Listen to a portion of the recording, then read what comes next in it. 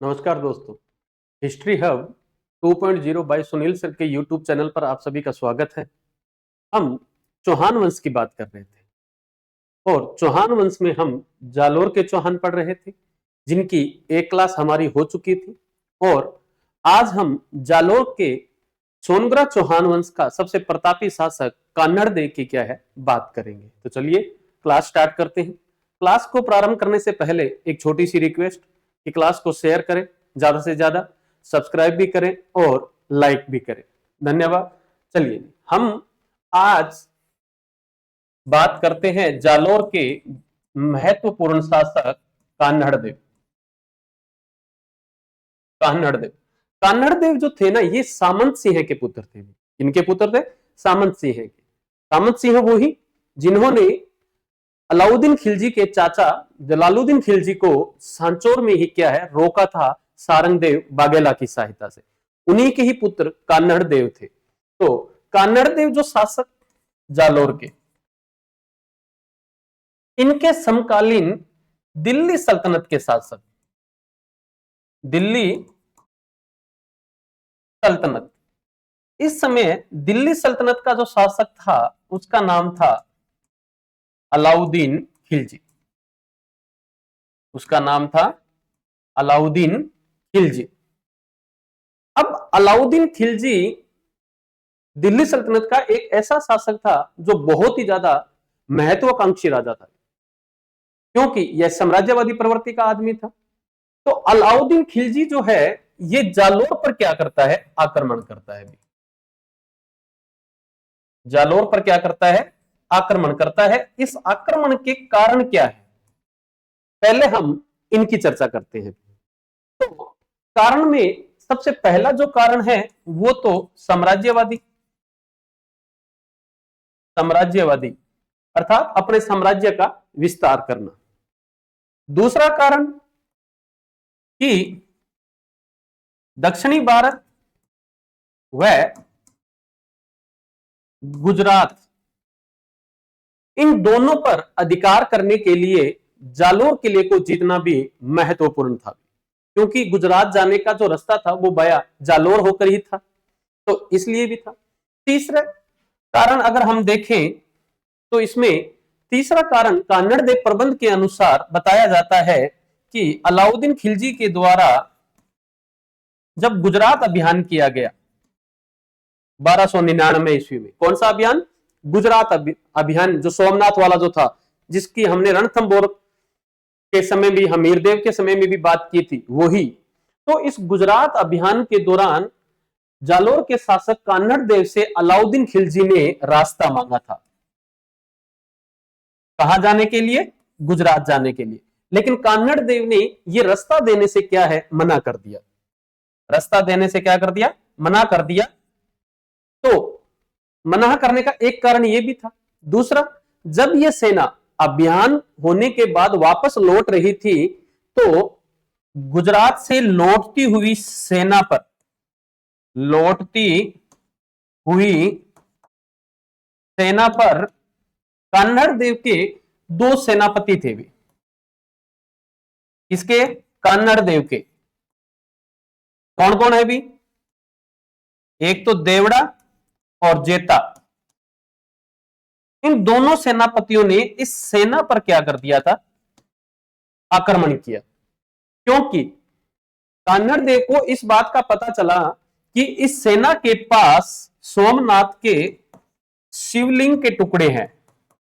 कौन से टुकड़े हैं, शिवलिंग के टुकड़े हैं, और आक्रमण करके इन शिवलिंग के टुकड़े को पुनः प्राप्त किया गया था। तो तीसरा कारण तो हो गया कान्हड़ देव प्रबंध के अनुसार गुजरात अभियान, हमारा जो पता है भी वही।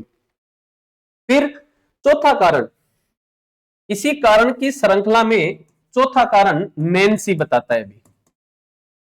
नैन्सी क्या कहता है, नैन्सी कहता है कि कान्हड़ देव का पुत्र था वीरमदेव और अलाउद्दीन खिलजी की पुत्री थी, अलाउद्दीन खिलजी की पुत्री कौन, फिरोजा। कौन थी, फिरोजा। इनके दोनों के बीच में प्रेम संबंध है। इन प्रेम संबंधों के कारण भी अलाउद्दीन खिलजी ने जालोर किले पर अभियान किया। क्यों किया, कैसे किया, वो हम बात आगे करेंगे अभी। तो याद रहे कि चौथा कारण हमारा हो गया नैन्सी के अनुसार, मुहुनोत नैन्सी। वो कहता है कि विरमदेव और अलाउद्दीन खिलजी की पुत्री फिरोजा, इन दोनों के बीच में प्रेम संबंध था। क्या था? प्रेम संबंध, प्रेम संबंध था।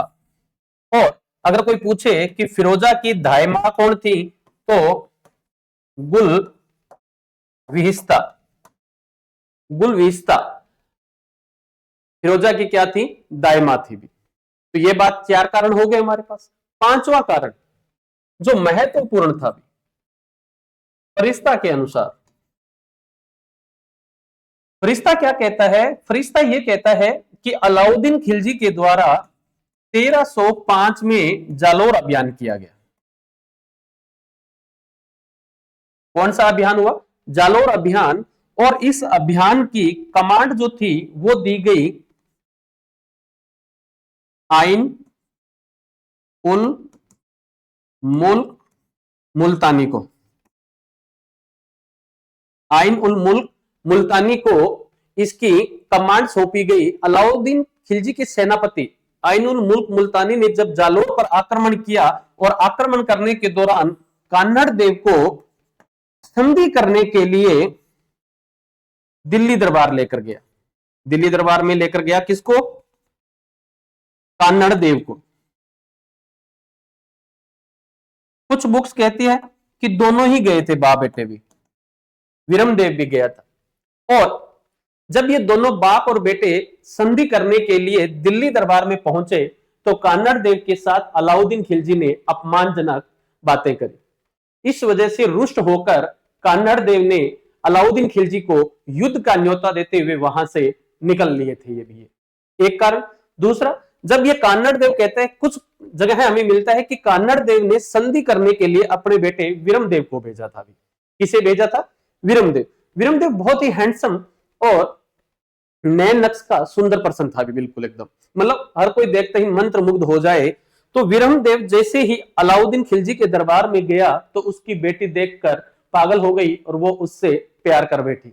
और उसने अपने पापा को बोला कि पापा, अपने तो विरमदेव से शादी करेंगे। उसने कहा कि बेटा वो अलग मजहब का है, हम शादी कैसे कर सकते हैं उससे? नहीं पापा, मुझे नहीं पता मजहब धर्म क्या होता है, अपने तो जिएंगे मरेंगे तो अब इसी के साथ ही, विरमदेव के साथ।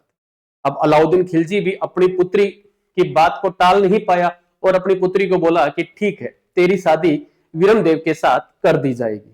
तो इस दरबार में कहते हैं कि जब अलाउद्दीन खिलजी और विरमदेव के साथ, अलाउद्दीन खिलजी ने कान्हड़ देव को अपने बेटे विरमदेव के साथ, कान्हड़ देव के बेटे विरमदेव के साथ अपनी बेटी फिरोजा की शादी करने का न्योता दिया, तो कान्हड़ देव बोला कि साहब, आप कहां दिल्ली सल्तनत के शासक हो, हम तो छोटी सी एक जालोर रियासत के शासक हैं, हमारे साथ और आपका क्या मैच है?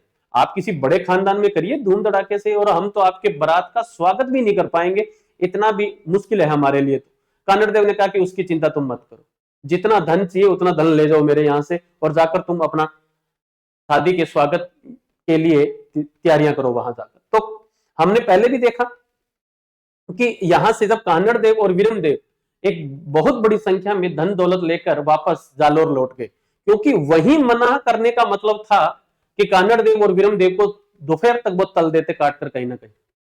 तो इस चीज से बचने के लिए कान्हड़ देव और उसके बेटे विरमदेव दोनों वहां से धन लेकर और वापस जालोर आ गए। और जालोर आने के बाद में उन्होंने जालोर के किले की क्या करवाई? मरम्मत करवाना शुरू कर।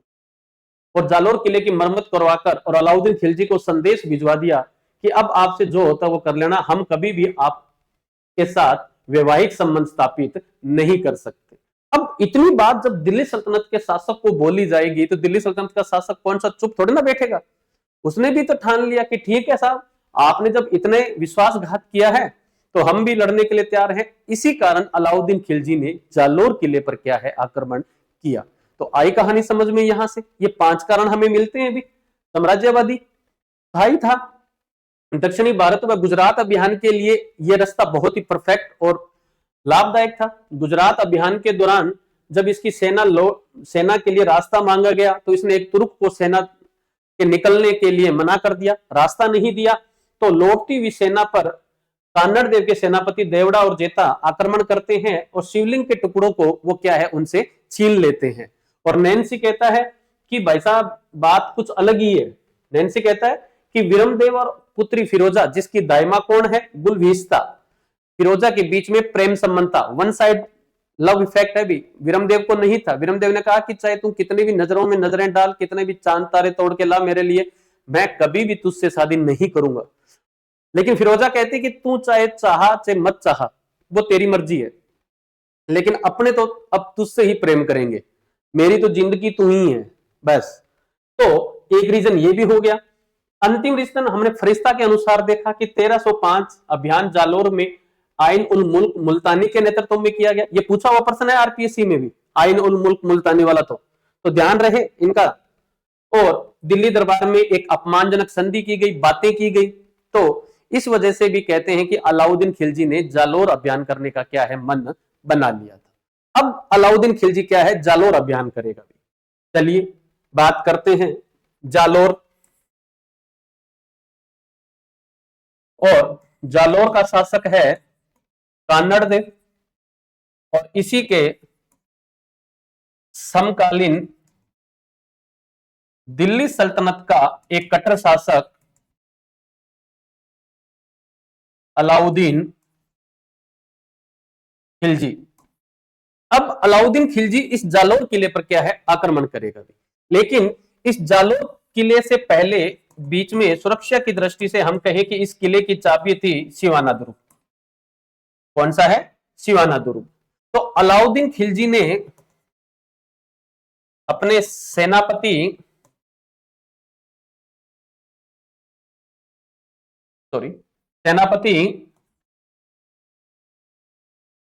कमालुद्दीन गुरुक के नेतृत्व में सिवाना अभियान भेजा 1308 ईस्वी में। किसके नेतृत्व में? कमालुद्दीन गुरुक के नेतृत्व के अंदर भेजा गया था। कमालुद्दीन गुरुक को पता था कि सिवाना दुर्ग जीतना बहुत ही मुश्किल है, क्योंकि ये रेत के दौरों में और बहुत ही विकट परिस्थितियों का किला था, जिसे हम मारवाड़ के राजाओं की शरणस्थली भी कहते हैं बीज ने, और परमार राजाओं के द्वारा बनवाया हुआ यह है सुरक्षा की दृष्टि से महत्वपूर्ण किला था। जिस तरह से रणथंभौर दुर्ग की कुंजी जाहिन दुर्ग था, जिसे 9 शहर नाम दिया गया अलाउद्दीन खिलजी के द्वारा, तो इसी तरह सिवाना दुर्ग को भी जीतने के लिए कमालुद्दीन गुरुक ने 1308 ईस्वी में अभियान किया। और इस समय यहां के जो शासक थे वो थे शीतल और सोम। कहीं कहीं सातल भी मिल जाता है नाम इनका, एक ही बात है, सातल कह दो या शीतल और सोम, दो थे। ये कान्हड़ देव के भतीजे थे दोनों ही। ये यहाँ के प्रबंधक के रूप में क्या है इनको किला दिया हुआ था। अब कमालुद्दीन गुरुक को इस बात का पता था, क्योंकि मैंने आपको पहले भी बताया कि दिल्ली सल्तनत के जितने भी तुर्क शासक है वो सबसे ज्यादा कपटी थे।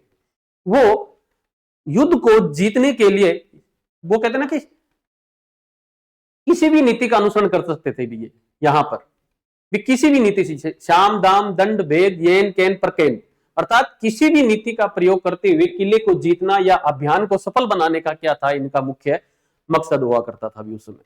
तो कमालुद्दीन गुरुक ने भी सिवाना किले के शासकों के साथ संधि का प्रस्ताव भेजा, और यहां से इन्होंने एक व्यक्ति को भेजा था जिसका नाम था बावल। और इस बावल कह दो या बावला कह दो, इस बावल के विश्वासघात के कारण ये कहते हैं कि सोम और सातल दोनों युद्ध करते हुए, या हम कहें दोनों केसरिया करते हुए वीरगति को प्राप्त हुए। और कमालुद्दीन गुरुक या अलाउद्दीन खिलजी ने 1308 ईस्वी में सिवाना के किले को क्या है जीत लिया था। और इनकी पत्नी थी मेनादे। इस मेनादे के नेतृत्व में सिवाना किले के अंदर क्या है जौहर होता है भी। क्या होता है? जौहर होता है। और इसी के साथ सिवाना का किला अलाउद्दीन खिलजी के द्वारा जीत लिया गया, और इस सिवाना के किले का नाम बदलकर कर दिया गया खेराबाद। यह भी आरपीएससी में पूछा हुआ प्रश्न है भी कि सिवाना के किले का नाम बदलकर अलाउद्दीन खिलजी ने क्या रखा, तो खेराबाद। क्या नाम था इसका? खेराबाद नाम रखा गया था सिवाना का दुर्ग। फिर यहां से एक क्वेश्चन और उठा था कि सिवाना का दुर्ग जब अलाउद्दीन खिलजी ने जीत लिया, तो जीतने के बाद यहां का प्रशासक किसे नियुक्त किया गया या यह किला किसे सौंपा गया, तो यह किला सौंपा गया था कमालुद्दीन गुरुक को। किसको सौंपा गया था? कमालुद्दीन गुरुक को यह किला सौंपा गया था, यहां का प्रशासक बनाया गया था। इस अभियान के दौरान अलाउद्दीन खिलजी का एक सेनापति मारा गया था, इसका भी नाम ध्यान रख लेना भी, और इसका नाम था नाहर खां। पूछ ले अगली बार ये कि सिवाना किले अभियान के दौरान अलाउद्दीन खिलजी का कौन सा सेनापति मारा गया, तो नाहर खां मारा गया था। कौन सा मारा गया था? नाहर खां मारा गया था यहां पर। अब इस अभियान के बाद दो बातें हमें और ध्यान रखनी पड़ेंगी भी यहां से, क्या कि इस अभियान के बाद उन्होंने सांचौर, हमने सामंत सिंह के समय में भी पढ़ा था कि जलालुद्दीन खिलजी को सांचौर ही रोक दिया गया था, तो वही सांचौर है भी ये भी। तो सांचौर में महावीर देव का मंदिर था भी, और इस महावीर देव के मंदिर को क्या किया गया था? तोड़ा गया था, क्योंकि दिल्ली सल्तनत के शासकों ने सनातन धर्म की संस्कृति को सबसे ज्यादा नुकसान पहुंचाया है। मंदिर तोड़ना, पाठशालाएं तोड़ना, विरासत की धरोहरें जितनी भी है उनको तोड़ना फोड़ना, ये काम था उनका मुख्य। मतलब बंदर थे बिल्कुल बेटे, कोई काम के नहीं थे किसी भी तरह के, हम कहें तो मंदिर तोड़ा गया था इनके द्वारा भी। फिर चौहान वंश की विद्यास्थली, चौहान वंश की विद्यास्थली भीनमाल, याद कर लेना भी, चौहान वंश की विद्यास्थली भीनमाल को भी क्या है? बर्बाद किया गया था। तो ये दो बातें और ध्यान रख लेना भी, एक सांचौर के महावीर मंदिर को तोड़ा गया, और दूसरा कि भीनमाल जो चौहान कालीन विद्यास्थली मानी जाती थी, विद्या का केंद्र माना जाता था, उनको भी क्या है? तोड़ा गया था। क्योंकि चाणक्य की एक बात थी कि जो आदमी जितना दूसरों के धर्म को हानि पहुंचाता है, वह स्वधर्म को उससे कई गुना ज्यादा क्या है? हानि पहुंचाता है। यह बात शायद इनको नहीं समझ में आई थी, लेकिन इन्होंने भारतीय संस्कृति या सनातन धर्म की संस्कृति को नष्ट करने में कोई कमी नहीं छोड़ी थी भी किसी भी तरह की। मतलब इनको कोई इमारतें बनानी है तो इतने बड़े मैदान पड़े थे, कहीं भी बना लेते, लेकिन नहीं, हमें तो सिर्फ आग वाले तोड़ने हैं, और उन्हीं पर ही हमारी मस्जिद या कुछ और बनवाने का क्या था? इनका प्रावधान ही रहा करता था। अब अलाउद्दीन खिलजी ने सिवाना किला जीत लिया। अब बारी आती है जालोर किले की, और जालोर किले का शासक है कान्हड़ देव, और इधर दिल्ली सल्तनत का शासक है अलाउद्दीन खिलजी। अलाउद्दीन खिलजी, अलाउद्दीन खिलजी अब डायरेक्ट किस पर अभियान करेगा? जालोर पर। और 1311 ईस्वी में, इससे पहले एक युद्ध और है, मलकाना का युद्ध कहते हैं, जिन्हें हम इतिहास में, कौन सा है? मलकाना का युद्ध। और ये मलकाना का युद्ध जो है ना, ये कान्हड़ देव वर्सेस शम्स खां के मध्य हुआ था। और इसमें कान्हड़ देव की क्या होती है? जीत होती है। ये नागौर में पड़ता है मलकाना का युद्ध, जो है नागौर वाले क्षेत्र पर। ठीक है, अब बात आती है इसकी जालोर अभियान पे। अब अलाउद्दीन खिलजी का एक ही मकसद था, जालोर के किले को जीतना, क्योंकि सिवाना के किले पर अधिकार किसका है? अलाउद्दीन खिलजी का। अब जालोर का किला जीतना क्या है? थोड़ा इजी था इनके लिए। अब अलाउद्दीन खिलजी ने जैसे ही जालोर किले का अभियान किया और इसका घेरा डाल लिया, घेरा डाल लिया, तो यहां इनका एक राइटर था हसन निजामी। हसन निजामी कहता है यह ऐसा किला है जिसे किसी भी आक्रमणकारी ने नहीं खोला। अर्थात आज तक मुख्य दरवाजे से इस किले को कोई जीत ही नहीं पाया। इतना विकट प्राकृतिक दृष्टि से महत्वपूर्ण किला था भी, क्योंकि राजस्थान के जितने भी आप किले देखोगे ना, तो ये बहुत ऊंची चोटी पर और बिल्कुल सकड़े दर्रे के अंदर होते थे, जिसमें हम कहें कि एक घोड़ा या 2 घोड़े बराबर ही चल सकते हैं, बस इतनी ही स्पेस था किले तक जाने के लिए। तो अब अगर इतनी बड़ी सेना 2-2 घोड़ों के बराबर में चलेगी तो ऊपर तक पहुंचने में तो बहुत टाइम लगता है। तो सुरक्षा की दृष्टि से महत्वपूर्ण किले हुआ करते थे भी ये, क्योंकि राजा इस तरह के किले अपनी सुरक्षा के लिए बनवाया करते थे राजस्थान में हमारे। तो हसन निजामी ने ऐसा बोला था भी इसके लिए। लेकिन अलाउद्दीन खिलजी ने 1311 में जालोर किले पर जब घेरा डाला, और घेरा डालने के बाद उसे इस बात का तो अनुभव हो गया कि इस किले को मुख्य दरवाजे से जीतना तो क्या है, असंभव है। उसने भी यहां उसी नीति का अनुसरण किया जो रणथंभौर किले के लिए यूज की थी उसने। और अलाउद्दीन खिलजी ने कान्हड़ देव के पास एक संदेश भेजता है, और संदेश वो किसका भेजता है, संधि का। भी मैं संधि कर लूंगा, आप किसी व्यक्ति को भेजिए, हम आपस में बातचीत से भी तो बात बन सकती है ना, एयरटेल बात करने से बात बनती है। हाँ जी, तो 5G का प्रयोग किया भाई साहब ने भी, नेटवर्क भी नहीं टूटेगा और बात भी अच्छे से हो जाएगी हमारी।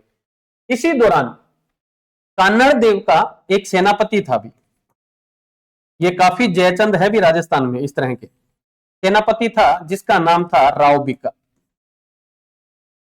क्या नाम था, राव बीका। राव बीका की पत्नी का नाम है हीरादे,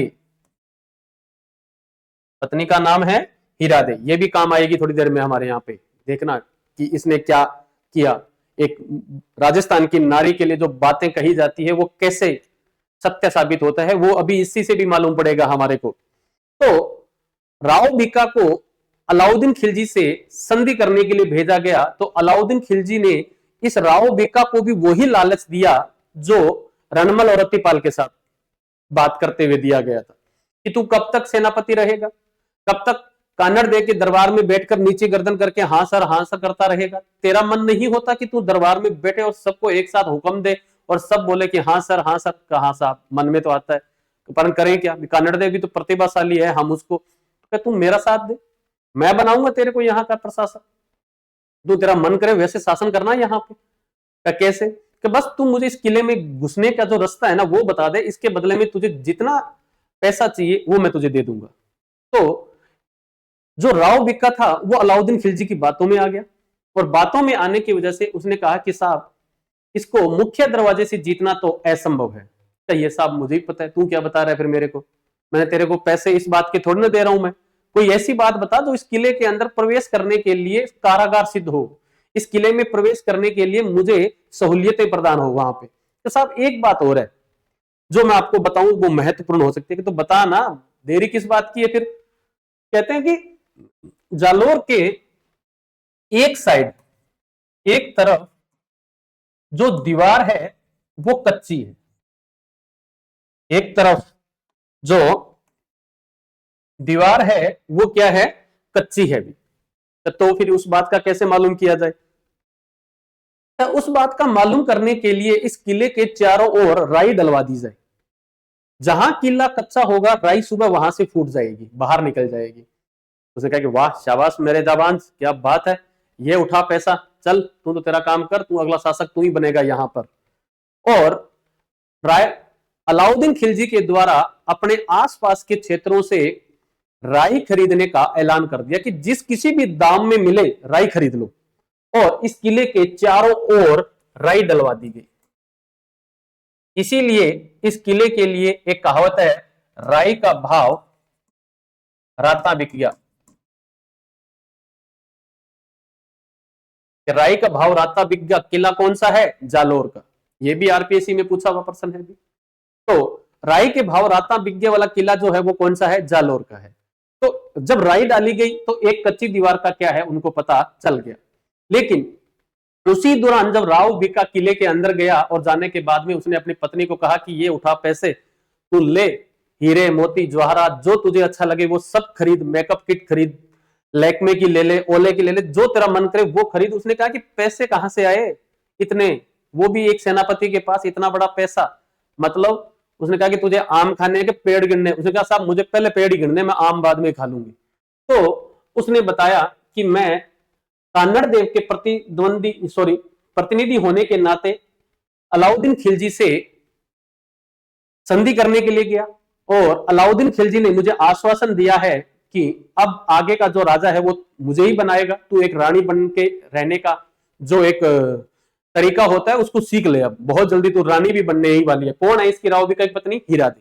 काम आई है ना यहाँ पर। तो हीरादे मन ही मन सोचती है कि मैं किस लीचड़ आदमी की पत्नी बन गई यहाँ पे, मतलब ये ऐसा कैसा कर सकते हैं, ये अपने राज्य के साथ, अपने देश के साथ गद्दारी कैसे कर सकते हैं।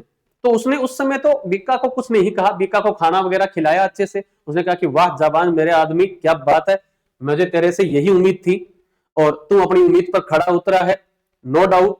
तो राव बीका को अच्छे से खवाया पिलाया और सुला दिया। सुलाने के बाद में इसकी हत्या कर दी। भाई साहब उसी समय नींद आई और बेलन पास में रख रखा था हीरादे ने, और बेलन का दिया सिर के ऊपर, वहीं की वहीं खत्म। कौन? राव बीका। अब हीरादे ये बात सब बताने के लिए गई कानड़दे के पास कि भी मेरे आदमी ने तो आपके साथ ऐसा ऐसा विश्वासघात कर लिया है, अब राजा जी आप देख लेना। लेकिन जब तक हीरादे कानड़दे को ये सब कुछ बताती, टाइम बहुत निकल चुका था और कानड़दे को भी इस बात की पुष्टि हो चुकी थी, जानकारी हो चुकी थी कि अब युद्ध ही अंतिम क्या है, निर्णय है यहां का।